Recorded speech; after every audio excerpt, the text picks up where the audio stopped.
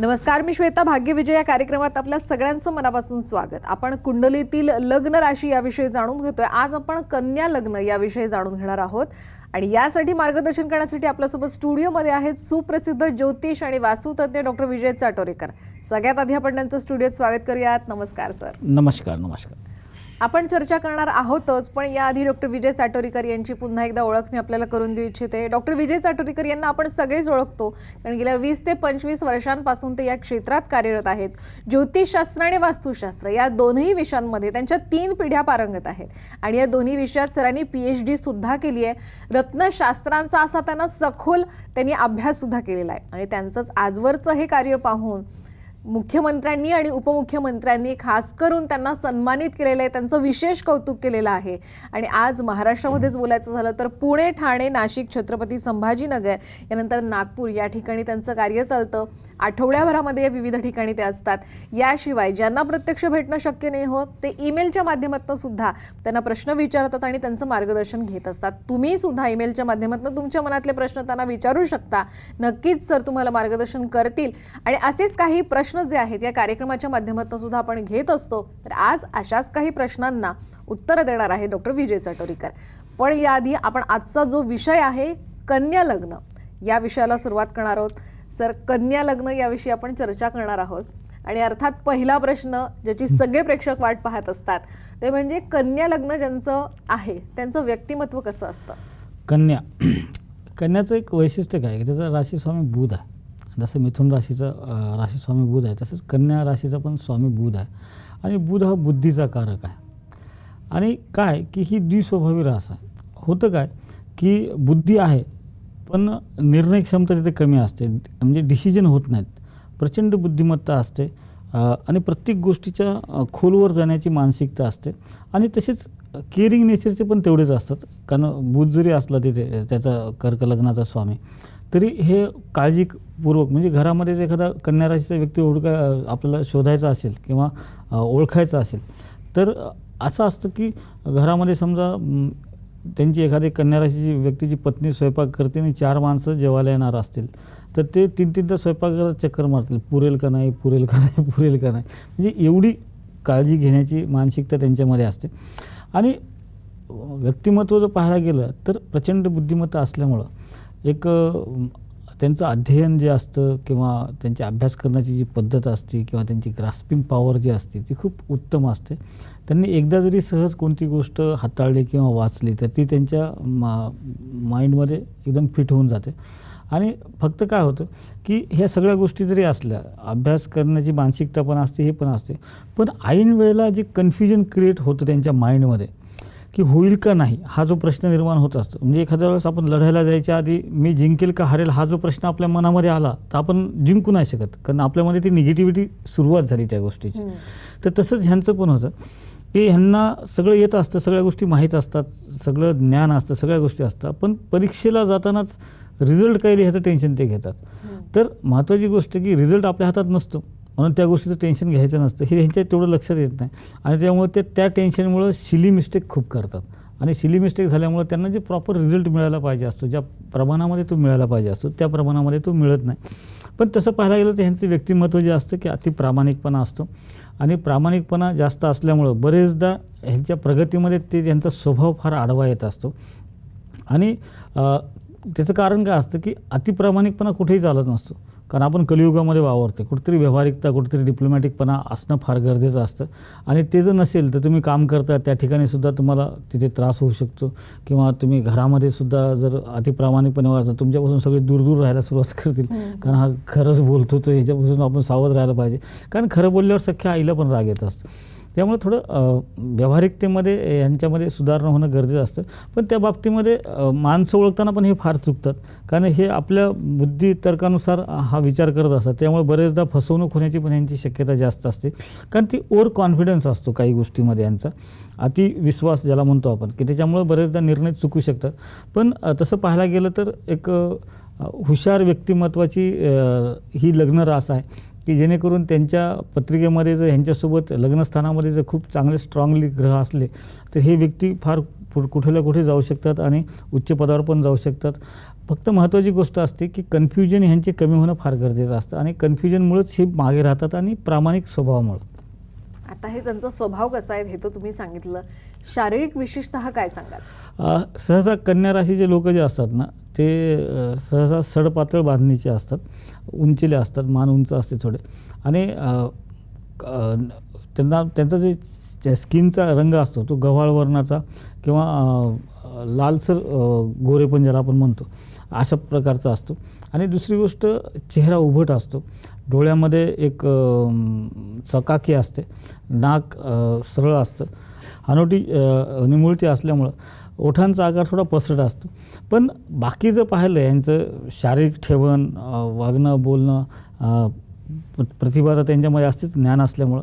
पण होतं काय की याच्यामध्ये प्रेझेंटेशन करताना जर ह्यांना दुसऱ्याला मार्गदर्शन करायचं असेल तर इतकं परिपूर्ण ते करत असतात, पण तीच गोष्ट जेव्हा स्वतः करायची वेळ येते त्यांना तिथे कुठेतरी कन्फ्यूज असतात आणि त्याच्यामुळे त्यांना जे काही आउटपुट घ्यायला पाहिजे असं जे काही साध्य करायचं असतं त्याच्यामध्ये त्यांना बऱ्याच प्रकारच्या अडचणी येऊ शकतात. नक्कीच खूप छान वर्णन केलं तुम्ही कन्या लग्न. आता ईमेलवरचे आपण प्रश्न यांच्याकडे वळूयात. तर आता पहिला प्रश्न ना तुम्हाला मालवणमधून विचारलेला आहे ऋतुजा यांनी. त्यांनी आता जन्मतारीख आपली सांगितली आहे की 26/6/1992 आणि जन्मवेळ दिलेली आहे सकाळची 10:15. तर मालवणमध्येच त्यांचा जन्म झाला असं त्या म्हणतात. जन्मवेळ काय 10:15 ओके. आणि ऋतुजा म्हणतायत की आम्ही बऱ्याच वास्तुतज्ञांना आमची वास्तू दाखवली पण काही म्हणावा तसा निकाल मिळालेला नाही. खरंच वास्तूचा परिणाम घरातील व्यक्तींवर होत असतो का? खरंच फार महत्त्वाचा प्रश्न विचारला आहे ऋतुजा यांनी. काय असतं की वास्तूचा परिणाम खरंच होतो का? आईन्स्टाईनचा एक सिद्धांत आहे, E=mc². कोणतीही वस्तू आकार आणि अंतर या प्रमाणात आपल्यावर प्रभाव टाकत असते. आता वास्तूचाच आपण ह्या बाबतीमध्ये विचार केला तर वास्तू ही आकारानं आपल्यापेक्षा कितीतरी मोठी असते आणि अंतर पाहायला गेलं तर आपण त्याच्यामध्ये राहत असतो. त्याच्यामुळं साहजिकच आहे त्याचा परिणाम आपल्यावर होतोच. त्यामुळं एक तर प्रश्नाचं उत्तर त्यांना मिळालं असेल. आता दुसरा प्रश्न त्यांनी असं विचारलं की मी बऱ्याच लोकांना वास्तुशास्त्रज्ञांना वास्तू दाखवली पण त्याचे परिणाम त्यांना त्या अपेक्षित प्रमाणामध्ये मिळाले नाहीत. वास्तूमध्ये काय असतं माहिती का की पॉझिटिव्ह एनर्जी आणि निगेटिव्ह एनर्जी ह्या दोन गोष्टीला फार अनन्यसाधारण महत्त्व आहे. ह्या ज्या 10 दिशा आहेत की मी नेहमी सांगतो मुख्य 4 दिशा, उपचार दिशा आणि अर्धानुउदय अशा 2 दिशा, ह्या 10 दिशांचा अभ्यास परिपूर्ण असणं फार गरजेचं असतं. प्रोफेशनल जेव्हा तुम्ही वास्तू पाहता कोणती किंवा वास्तूचं आता मी जेव्हा निरीक्षण करायला जात असतो की मुळात काय असतं की वास्तू ही जी गोष्ट आहे ही वास्तू म्हणजे आत्मा आहे आणि त्याच्यावर जी रचना केलेली असते ते म्हणजे शरीर असतं. दोष शरीरामध्ये असतो, आत्म्यामध्ये कधीच नसतो. एखाद्या व्यक्तीचा आत्मा फार महत्त्वाचा असतो, त्यासोबत त्याच्या शरीराची रचना पण तेवढीच चांगली असणं गरजेचं असतं. कारण त्या रचनेवर तिथली जे काही पॉझिटिव्ह आणि निगेटिव्ह एनर्जी क्रिएट होणार आहे ते ठरत असतं. एखाद्या व्यक्तीची जर आत्मा खूप चांगला आहे म्हणजे वास्तू खूप चांगली आहे आणि तिची रचना चुकीची असेल तर रचना चुकीची म्हणजे काय की कानाच्या ठिकाणी कान नाही आहे किंवा नाकाच्या ठिकाणी नाक नसेल किंवा डोळ्याच्या ठिकाणी वेगळंच काहीतरी तिथं असेल तर ती किती विक्षिप्त दिसतं, आपल्याला पाहतानासुद्धा विचित्र वाटतं आणि त्याच्यातून पाहतानासुद्धा आपल्याला ती निगेटिव्हिटी आपल्या याच्यामध्ये येते मनामध्ये. तर तशीच वास्तूची रचना जेव्हा आपण करत असतो तर ती वास्तुशास्त्राच्या नियमानुसार म्हणजे वास्तुशास्त्र जे आहे परंपरागत त्याच्यानुसार जर तुमचे असेल तर हे सगळं सायंटिफिकली आहे की तत्त्व दिले पंचमहाभूतावर हे वास्तुशास्त्र डिपेंड आहे की जलतत्व, वायुतत्व, अग्नितत्व, पृथ्वी तत्व, हे जे तत्त्व आहेत अग्नी वायू सगळे ते तत्वांचा त्याच्यामध्ये समावेश आहे आणि त्या तत्वानुसार तुमच्या त्या तत्वाच्या ठिकाणी ते तत्त्व तिथं आहे का नाही हे पण पाहणं फार गरजेचं असतं.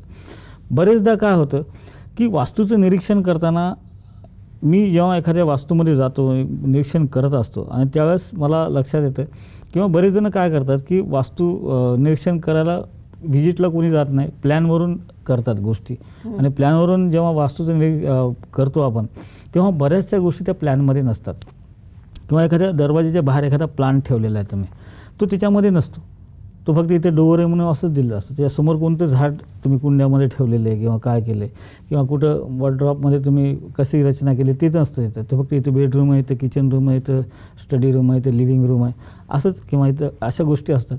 तर अशा वेळेला माझं मत आहे की प्रत्यक्ष जाणकार वास्तुतज्ञाला त्यांनी त्यांची वास्तू दाखवली पाहिजे की जेणेकरून त्यांना प्रॉपर त्याचे रिझल्ट मिळू शकतात.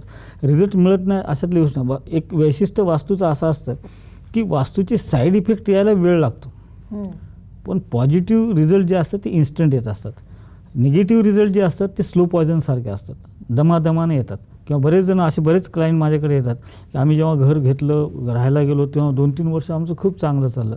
मग हळूहळू 5-7 वर्षांनी त्यांना लागतं की ते सगळं निगेटिव्ह घडतं आहे. धनसंचय कमी झाला, घरात वातावरण बिघडलं, वादविवाद सुरू झाले.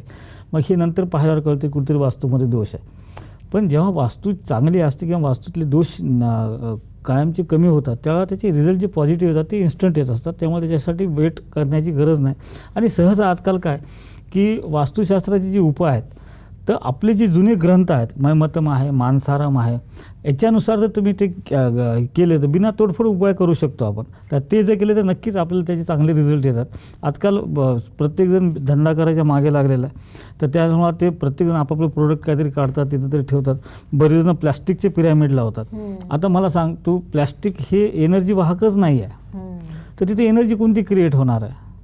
तर त्यासाठी तिथं धातूचे पिरॅमिड्स पाहिजेत. तर ह्या ज्या गोष्टी आहेत, मला कोणाला नाव ठेवायचं नाही, पण एक दृष्टिकोनातून आपल्याकडे जेव्हा कोणताही व्यक्ती कोणतीही समस्या घेऊन येत असतो तेव्हा त्याचं निराकरण आपण योग्य पद्धतीनं केलं पाहिजे. आणि योग्य पद्धतीनं केलं तर नक्कीच मला वाटतं की आपले जे परंपरागत शास्त्र आहेत आणि जुने ग्रंथ आहेत त्याचाच आधार घेऊन जर आपण उपाय केले तर नक्कीच आपल्याला चांगले रिझल्ट येऊ शकतात. आणि अशाच पद्धतीने तुमच्या घरातली वास्तू नेमकी कशी आहे हे सुद्धा तुम्हाला जाणून घ्यायचं असेल तर डॉक्टर विजय चाटोरीकर यांना तुम्ही खाली दिलेल्या नंबरवर संपर्क साधू शकता आणि वास्तू विजेसाठी नक्कीच त्यांची अपॉइंटमेंट सुद्धा बुक करा. आणखीन सुद्धा आपण ईमेलवरचे प्रश्नही घेणार आहोत आणि कन्या लग्न याविषयी सुद्धा जाणून घेणार आहोत. पण वेळ झाली का छोट्याशा ब्रेकची, कुठेही जाऊ नका, पाहत रहा भाग्य विजय.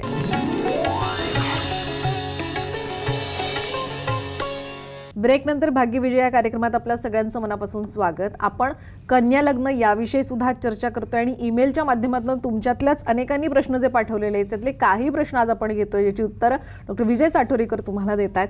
सर, ईमेलच्या प्रश्नानेच आपण पुन्हा सुरुवात करूयात. मुंबईवरनं आदिती यांनी तुम्हाला प्रश्न विचारलेला आहे. यांची जन्मतारीख यांनी 31 जानेवारी 2000 अशी सांगितली आहे आणि जन्मवेळ आहे सकाळी 6:48 आणि मुंबईतच आणि मुंबईतच जन्म झालेला आहे. आदिती म्हणताय वेळ काय 6:48 सकाळची वेळ. ओके.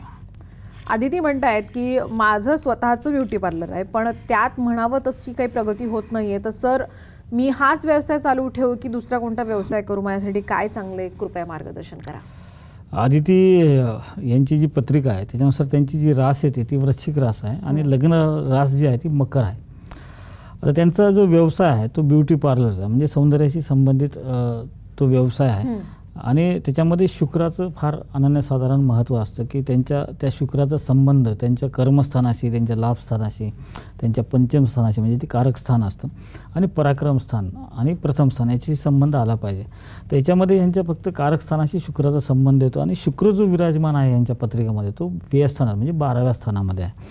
तर आणि दुसरी गोष्ट काय की महत्त्वाची गोष्ट की ह्यांच्या प्रथम स्थानामध्ये केतू, सूर्य, बुध असा योग आला आहे. आणि सूर्य केतू एकत्र असल्यामुळे तर ग्रहण योग असल्यामुळे काय होतं की अपेक्षा खूप असतात आणि त्याप्रमाणे रिझल्ट मिळत नाहीत आणि मग कुठेतरी नर्वस व्हायला लागतं की मी एवढं आता जसं ब्युटी पार्लर टाकलं तर टाकताना एवढे स्वप्न पाहिलेले असतात की लगेच मी वर्षात असं होईल तसं होईल. आपण जे इमॅजिन करतो प्रत्येकाच्याच मनात असतं की आपली प्रगती चांगली झाली पाहिजे.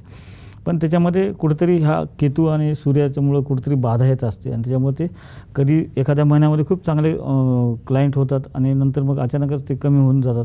म्हणजे कधी होतात कधी होत नाहीत असं अनस्टेबिलिटीचं वातावरण असतं व्यवसायामध्ये. पण एक आहे की ह्यांना शुक्राचा संबंध पंचमाशी असल्यामुळे यांनी करायला काहीच हरकत नाही ब्युटी पार्लरचं. त्यासोबत ते खाद्यपदार्थाचा पण व्यवसाय करू शकतात कारण केतू आणि राहू त्यांच्या केंद्रामध्ये बसलेले आहेत. पण हा जर व्यवसाय चांगला टिकायचा असेल आणि पुढे जायचं असेल तर व्यवसायाच्या ठिकाणी एक पारद श्रीयंत्राची स्थापना त्यांनी करावी कॅश बॉक्समध्ये, आणि त्यासोबतच व्यापार वृद्धी यंत्र असतं त्याची पण त्यांनी ते कॅश बॉक्समध्ये स्थापना करावी. त्याच्यानं व्यवसाय वाढेल आणि धन वृद्धी पण होऊ शकते.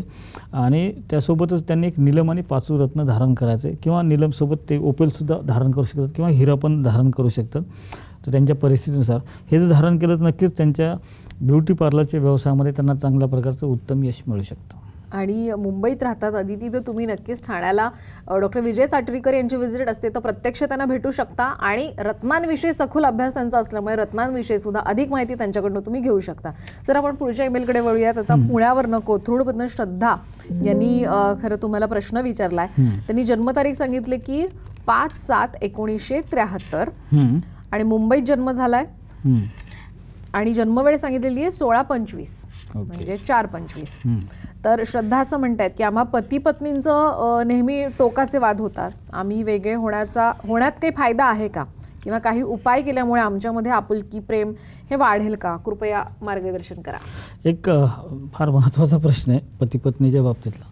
एक जसं मी मागच्या एका एपिसोडमध्ये तुला प्रश्नाचं उत्तर देताना म्हणलं होतं, वैवाहिक सुख आणि कौटुंबिक सुख याच्यामधला फरक जो असतो ना, हे फार महत्त्वाचा असतो. वैवाहिकमध्ये पती पत्नीचा संबंध असतो आणि कौटुंबिक याच्यामध्ये काय असतं की पूर्ण परिवाराचा संबंध याचा असतो. आजकाल मी मुंबईमध्ये असतो, पुण्यामध्ये असतो, नाशिकमध्ये असतो, नागपूर, ठाणे सगळीकडे फिरतो, बघतो मी की ही जे प्रश्न आहे हा घरोघरी निर्माण झालेला आहे की पती पत्नीमध्ये जे काही प्रॉब्लेम निर्माण होत आहेत ते घरोघरी होत आहेत आजकाल. आणि त्याच्यामुळे घटस्फोटाचे प्रमाण पण जास्त वाढलेले आहेत, कारण इथं डायरेक्ट डिसिजनवर येतात प्रत्येकजण. पण माझं एक मत आहे की एक ज्योतिषी म्हणून म्हणा किंवा एक माणूस म्हणून माझं असं मत आहे की संसार हा घडत नसतो, तो घडवावा लागतो. त्याच्यामुळं वैवाहिक जीवनामध्ये येणाऱ्या समस्यावर डायरेक्ट डिसिजनवर जाण्यापेक्षा हे का घडते, कशामुळं घडते त्याच्यावर आत्मचिंतन करणं फार गरजेचं असतं आणि त्याच्यानंतर आपण त्या टोकाच्या भूमिकेकडे गेलं पाहिजे.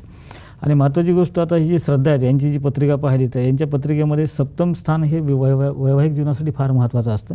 यांची रास सिंह रास आहे आणि यांची लग्न रास वृश्चिक आहे. आता सिंह रास असल्यामुळं धडाडी, तापटपणा, रागीटपणा हा जास्त असतो. बोलण्यामध्ये कठोरता असते, त्याच्यामुळं समोरच्या माणसाला विनाकारण आपण डॉमिनेट समोरच्याला केल्यासारखं वाटतं, त्याच्यामुळे बरेचदा गैरसमज होत असतात. तर ह्यांचं पण त्याच्यामध्ये, आणि मंगळाची रास प्रथम स्थानामध्ये आहे, वृश्चिक रास आहे. हे वृश्चिक राशीचं पण असंच असतं की ते मंगळ असल्यामुळं तापटपणा आहे, धडाडीपणा आहे आणि स्पष्टोक्तीपणा असतो की मार्मिक बोलणं असतं. म्हणजे जसं वृश्चिक राशीचं चिन्हच विंचू आहे, ते पाय पडला की नांगी मारतं, तसं एक स्वभाव असतो. त्याच्यामुळं एक तर वैवाहिक जीवनामध्ये ह्यांना जर दोघांमधले वादविवाद कमी करायचे असतील तर दोघांमधले बोलणं हे सौम्य प्रकारे असलं पाहिजे आणि काहीतरी जुळून घेण्याच्या भावनेतून असलं पाहिजे. आरोप प्रत्यारोप प्रत्येक कुटुंबामध्ये असतात, प्रत्येक पती पत्नीमध्ये असतात, पण त्याच्यामध्ये ती सांगण्याची पद्धत, बोलण्याची पद्धत याच्यामध्ये थोडं तरी नम्रता असणं फार गरजेचं असते. डायरेक्ट आरोप केलं की तू असा, तू तशी, असं जर आपण केलं तर तिथं जुळून येत नाही कधी. पण तिथं जुळून घेण्याच्या दृष्टिकोनातून जर तुम्ही चर्चा केली तर नक्कीच त्यातून मार्ग निघत असतो. तर ह्यासाठी ह्यांनी स्वतःच्या स्वभावामध्ये पण थोडा बदल करणं फार गरजेचं आहे. आणि 90% मी पाहिलेलं आहे की पती पत्नीमध्ये वाद हे दोघांमुळं नसतातच, तिसऱ्या कोणत्या तरी व्यक्तीमुळं असतात. एक तर सासू असेल, ननंद असेल, मुली म्हणजे मुलाच्या सासरचे लोक असतील, कोणामुळं तिसऱ्या व्यक्तीमुळं हे असतात. तर अशा गोष्टी घडत असतील तर दोघांनी एकत्र बसून विचार केला पाहिजे आणि कोणाच्याही बाजूची ती व्यक्ती असो, पतीकडची असो किंवा पत्नीकडची असो, तर दोघांनी मिळून ते प्रश्न मार्गी लावला पाहिजे आणि त्या व्यक्तीला जेवढं समजून सांगता येईल किंवा इग्नोर करता येईल तेवढा प्रयत्न केला पाहिजे. पण तरी पण असे त्रास होत असेल तर घरामध्ये जर तुमच्या वैवाहिक जीवनामध्ये पती पत्नीमध्ये वैचारिक मतभेद होत असतील तर एक सगळ्यात महत्त्वाची गोष्ट आहे की तुम्ही घरामध्ये श्री सूक्त पठण केलं पाहिजे आणि विष्णू सहस्त्रनाम, विष्णू आणि लक्ष्मी ह्या दोन्हीची उपासना तुम्ही केली पाहिजे की जेणेकरून घरामधलं वातावरणही चांगलं राहतं, दोघांमधले वैचारिक मतभेद पण कमी होतात आणि घरामध्ये प्रसन्नता निर्माण होते, पवित्रता निर्माण होते. आणि त्यासोबतच आपल्या स्वभावात बदल करताना जसं आता श्रद्धा आहे तर यांना मी सांगतो यांच्या स्वभावात बदल करायचा तर एकदम होत नसतो बदल कोणत्याही गोष्टीमध्ये. तर ते बदल करायचा असेल तर ह्यांनी पुष्कराज आणि मोती हे रत्न धारण करावं की जेणेकरून त्यांना समोरच्याची बाजू पण समजून घेता येईल आणि आपली बाजू पण भक्कमपणे मांडता येईल, की जेणेमुळे दोघांमध्ये जे काही वैचारिक मतभेद होत आहेत किंवा ते टोकापर्यंत जात आहेत. टोकापर्यंत कधी जात असतात की जेव्हा कोणीच तिथे थांबायला तयार नसतं. जशाच तसं उत्तर द्यायचा प्रयत्न केला की काय की तिथे कुठेतरी थांबणं कोणीतरी गरजेचं असतं. आणि जेव्हा आपण एखादी गोष्ट समोरच्यावर निगेटिव्ह बोलतो तेव्हा आपण एक विचार केला पाहिजे की आपण निगेटिव्ह वेव्स त्याच्याकडे पाठवतो. तर त्याच्याकडून आपल्याला ॲक्शनची रिॲक्शन येणारच. मग ती रिॲक्शन निगेटिव्ह जर आली तर ती वाढत जाते.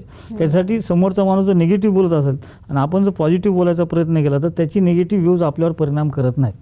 तर त्यासाठी अशा दृष्टिकोनातून संवाद असला तर नक्कीच ह्या दोघांमधलं जे काही वादविवाद आहेत ते कमी होऊ शकतात. आणि ते कमी होण्यासाठी आपल्या स्वभावात बदल होण्यासाठी एक पुष्कराज आणि मोती त्यांनी धारण केला पाहिजे. नाही, आणि पुण्यात श्रद्धा तुम्ही राहता तर पुण्यात सरांना येऊन नक्कीच भेटा आणि तुमचं मार्गदर्शन सुद्धा घेऊ शकता. एक शेवटची 2 मिनिटं आहेत तर एक ईमेल पुन्हा एकदा आपण घेऊयात की यवतमाळ आदित्य यांनी प्रश्न विचारलेला आहे यवतमाळहून. त्यांनी 23/4/1990 अशी आपली जन्मतारीख सांगितली आणि जन्मवेळ आहे 12:35. जन्मतारीख काय सांगितले? 23/4/1990 ओके. आणि वेळ 12:35 PM.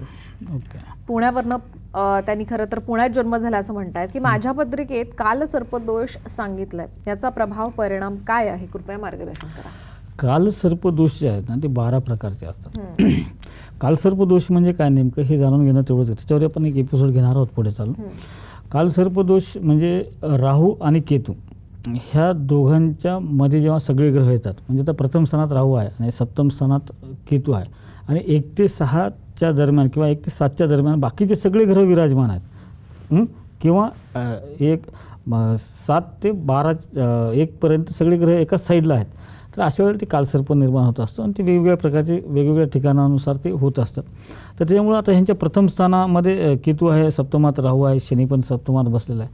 तर अशा वेळेला ह्यांना सहसा कालसर्प दोषामुळे एक तर सुरुवात केतू प्रथम स्थानात चंद्राच्या घरात कर्क लग्न आहे त्यांचं आणि रास पण मीन आहे. तर अशा वेळेला काय होतं असतं की वैचारिकतेमध्ये मानसिक अस्थिरता खूप निर्माण होत असते. कोणतेही डिसिजन घेता येत नाही, म्हणजे करिअरचे डिसिजन ठरवता येत नाही किंवा कामाच्या ठिकाणी सुद्धा मन स्थिर होत नाही किंवा कामामध्ये इंटरेस्ट निर्माण होत नाही.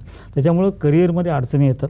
आणि दुसरी गोष्ट सप्तमामध्ये राहू शनी असल्यामुळे वैवाहिक जीवनामध्ये सुद्धा पाहिजे तसं सॅटिस्फॅक्शन मिळत नाही. तर अशा वेळेला ह्यांनी कालसर्प दोषाची पूजा असते, ती पूजा कोणत्याही गुरुजींच्या हातानं करून घ्यावी की जेणेकरून कालसर्पाचा दोष त्याची जी तीव्रता आहे ती कमी होऊ शकते. आणि त्यासोबतच कॉन्फिडन्स वाढण्यासाठी, निर्णय क्षमता वाढण्यासाठी पुष्कराज आणि माणिक हे 2 रत्न त्यांनी धारण करावे की जेणेकरून त्यांना कोणताही निर्णय घेताना कन्फ्युजन राहणार नाहीत आणि कोणतीही डिसिजन त्यांची चुकणार नाहीत आणि डिसिजन घेतल्यावर पुन्हा पश्चाताप करायची वेळ येणार नाही. नक्कीच खरंच खूप छान मार्गदर्शन तुम्ही आज केलं. तुम्ही इथे आलात त्याबद्दल मनापासून धन्यवाद. धन्यवाद. नंतर भाग्यविजय या कार्यक्रमात वेळ झाली इथेच थांबण्याची. आपण कुठेही जाऊ नका, पाहत राहा साम TV.